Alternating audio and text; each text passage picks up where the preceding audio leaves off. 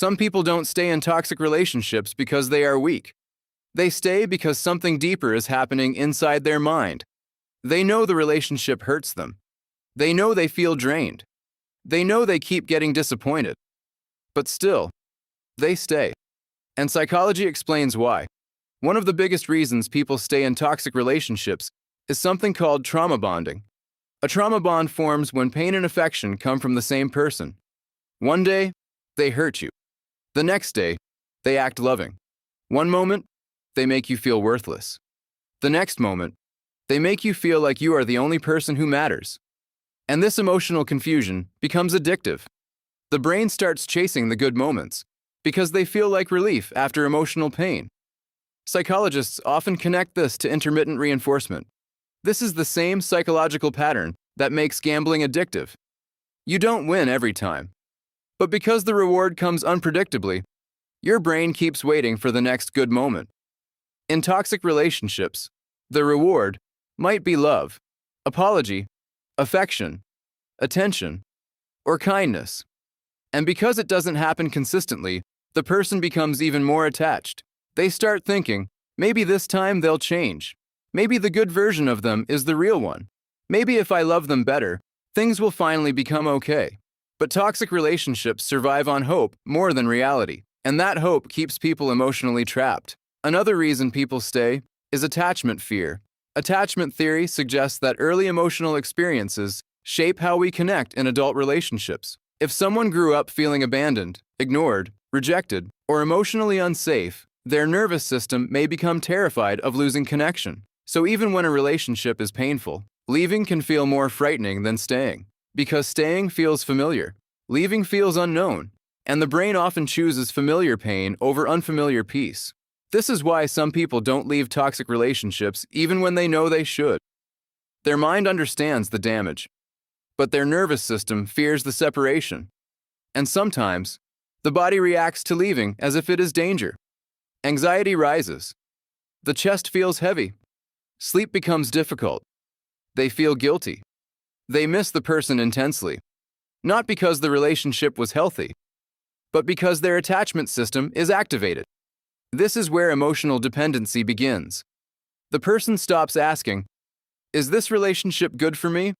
and starts asking, "Can I survive without them?" That question changes everything. Another powerful reason is low self-worth. Toxic relationships slowly change how people see themselves. At first, the disrespect feels shocking. But over time, repeated criticism, blame, silence, manipulation, or emotional neglect begins to affect identity. The person starts believing they are too difficult, too emotional, too needy, too sensitive. And eventually, they stop seeing the toxic behavior as the problem. They start seeing themselves as the problem. This is psychological conditioning. When someone repeatedly receives emotional pain from a person they love, the brain tries to make sense of it. And sometimes, instead of blaming the relationship, it blames the self. This is why toxic people often use guilt, gaslighting, and blame. Because if they can make you doubt yourself, they can make you easier to control. Gaslighting is especially damaging because it attacks your perception of reality. You remember being hurt, but they say you are overreacting. You remember what happened, but they deny it. You express pain, but they turn it back on you. Slowly, you stop trusting your own emotions.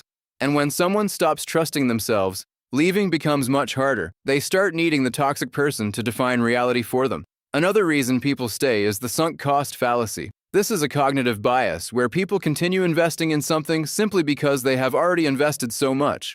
They think, I gave this relationship years of my life. I sacrificed so much. I can't walk away now. What if all of it was for nothing? But psychology shows that past investment can trap people in future suffering. Time spent in pain does not mean you owe the relationship more time. Sometimes, the hardest truth is this: the years you lost are not recovered by losing more.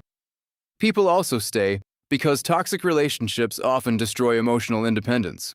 Little by little, the person becomes isolated. They stop seeing friends as much. They stop sharing the full truth with family. They hide the worst parts of the relationship. They protect the image of the person hurting them.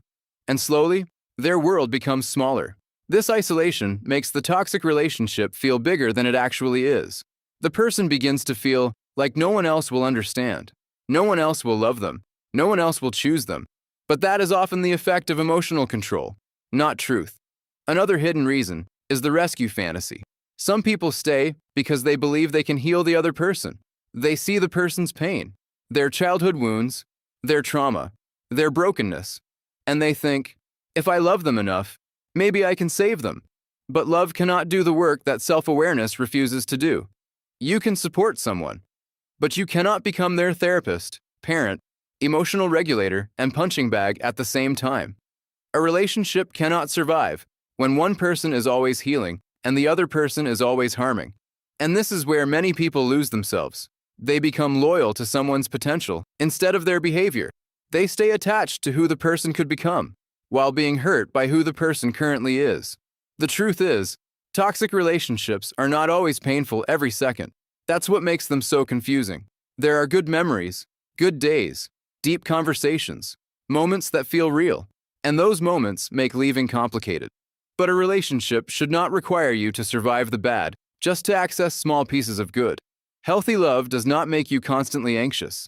It does not make you question your worth every day. It does not make you afraid to speak. It does not punish you for having needs. And it does not turn your nervous system into a battlefield. The first step to leaving emotionally is not always physical distance. Sometimes it begins with psychological clarity. You stop asking, do they love me? And start asking, do I feel safe with them? Because love without safety becomes emotional confusion. And affection without respect becomes attachment, not peace. People heal when they finally understand that leaving a toxic relationship is not giving up on love. It is giving up on the version of love that keeps hurting them. And sometimes, the bravest thing a person can do is stop fighting for a relationship that only survives when they abandon themselves. If this video connected with you, comment which part felt most true. And if you enjoy deep psychology content like this, don't forget to like the video and subscribe for more videos about human behavior, relationships, emotional intelligence, and the hidden patterns of the mind. See you in the next one.